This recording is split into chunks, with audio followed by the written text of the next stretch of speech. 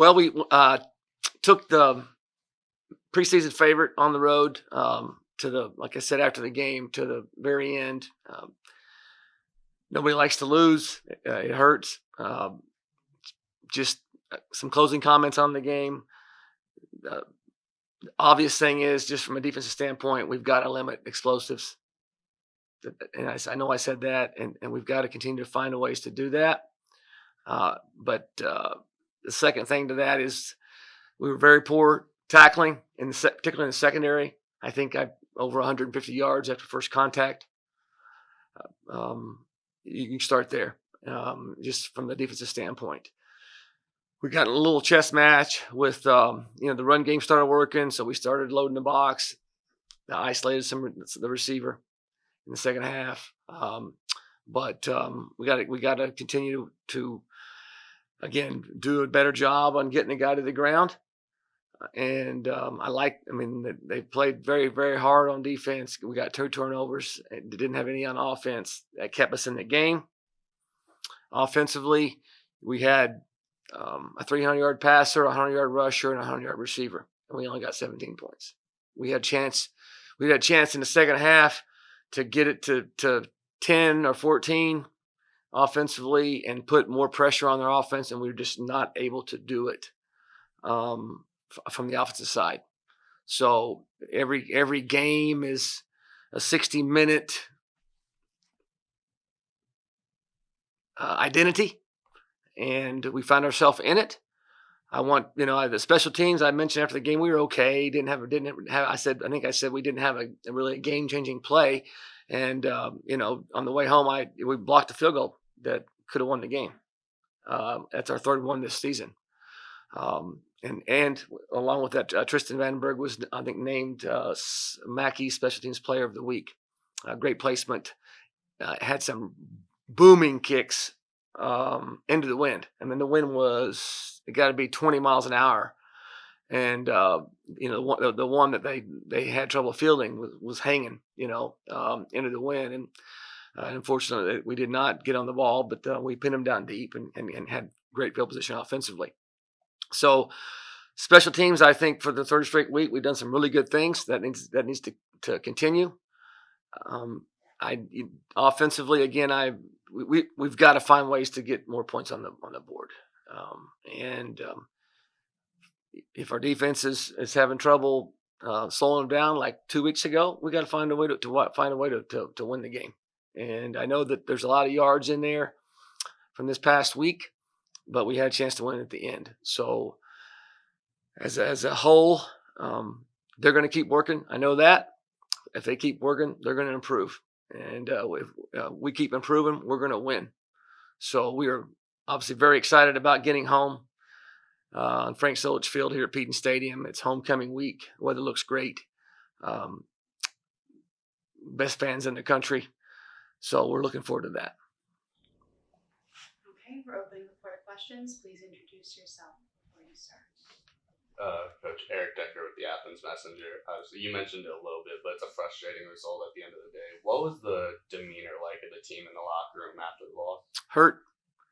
And when you invest as much as they have, and our goal is to one game in a timeout fit, and we want to be peaking come conference time.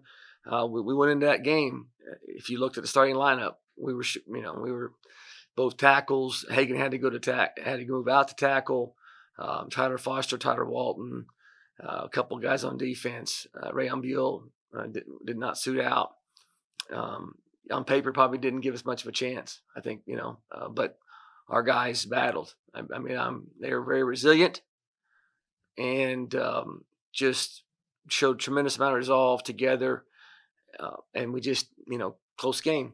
And I will tell you, in our league, every game is going to be down to the wire, just like that in our league. That's how it's going to be.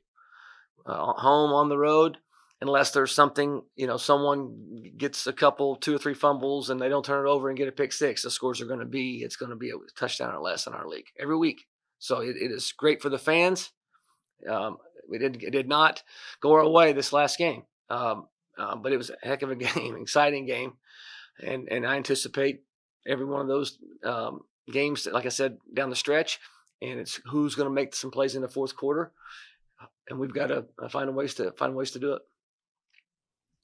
Coach, Aiden Crowley, WUB. You mentioned the big play. First name, tell me one more time. No, you're fine, Aiden. Aiden, okay. I run that together all the time. Thank you. No problem. So you mentioned the big play, and it seemed pretty prevalent late against Kent State. Do you think part of that maybe is fatigue, and then how do you keep you guys fresh? You know, were you on our staff meeting yesterday? You know, we met with Coach Matthias on just that very same thing. Defensively found themselves out on the field, you know, because we couldn't get off the field on third down. You know, we had a couple of big stops on fourth down. But back to your question on the fatigue, we play a lot of guys, but I know in the back end we just don't have a lot of depth right now. Tariq was over 100 plays. Zach Sanders over 100 plays. So is this fatigue part of it? I can't say for sure, but I know there's a lot of plays for two or three guys on defense, particularly. And when there's still guys get back there and maybe you get sloppy, you know, things like don't wrap up. You know, we've got to really have a singular focus this week on tackling technique. One of the things that might help with the fatigue is the crowd that you're going to get to play in front of for homecoming. Obviously, that provides energy for this team. How exciting is it to be playing in front of that crowd? As I said earlier, I'm really excited about playing at home, and again, homecoming week is special here. You guys, it's a special time, beautiful, and the trees and all that. I think our guys have an edge about them. I hope that their effort level is the same on the road as it is at home. But the energy, our student section, to our back, and not the visiting student section, our guys feed off that, and we're looking forward to it. Coach, I think with the exception of the Iowa State game, you guys have been really good in terms of protecting the ball and not turning the ball over. In particular, Curtis, what does that say about his development as a quarterback and your team as a whole? I think Coach Isferning's done a really good job with the technique, 2 hands on the ball. I kind of fussed at him. We had on the last drive in regulation, field goal could win the game, and we had the wind, and that's how it was Kent State's ball. We chose to have the one in the fourth quarter. We had 3 timeouts. We're on schedule, and we couldn't get the ball to midfield. I actually thought we get the ball at a 50, maybe 47.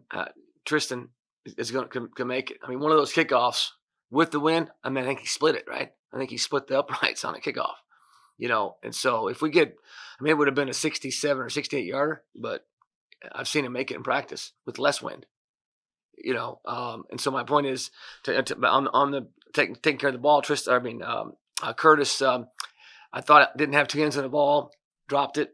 We were able to recover it, thankfully. I thought, hey, you get that ball up and get 2 hands on it, and he knew. But I watching the film, you know what? He had 2 hands on the ball. He did, and he just got to, it's a great play by the defender on getting the hand on the ball. But I know we're gonna give ourselves our best chance if we continue to do what you're talking about as far as the lack of turnovers. And if we can keep producing a couple a game, I think it's going to pay dividends coming down the stretch. Coach, you keep using the phrase in a lot of your pressers, over-believers. Yes. Can you talk a little bit about some of the guys who this over-believing is really showing on the field? There's a lot of them, but I appreciate you asking that, Sarah. I thought the over-believing was full display as a football team. I'm so proud of the guys that were not on the field, that were guys out there playing, flying around, a very, very, very physical ball game, to the point where one of their staff members said, "Hey, we haven't been hit like that all year." I challenged our guys, and prior to the start of the game in the locker room before we came outside. Hey, I don't care who they played. They're playing us today, and we're going to be physical. And then went out and did that. The sideline was just into the game. They were, whether it's, Coach, I'm seeing that, some of the guys at different positions, particularly like Bryce Dugan, Bryce Tye, Bonnie's out there. and there's dialogue on things that in their tips and reminders in their scouting report. Special teams making adjustments. Our kickoff unit, Kent State they do something different every week, but once they show what they're doing on kickoff cover, that's what they do. So going into the game, we had to have what we call factual information. Hey, now we're going to have eyes on this, but you're going to have to help us between series. And so the over-believing part, everybody's bought in. Everybody has a role, whether it's getting a cup of water or giving feedback to the coaches on adjustments. Everybody's into it. And yeah, they're yelling and screaming and being positive, but I couldn't be prouder of a team that is on a mission, going one at a time, and their hearts are broken. But the 24 hours are over. We're going to concentrate on the corrections, what we can do better, and forge ahead.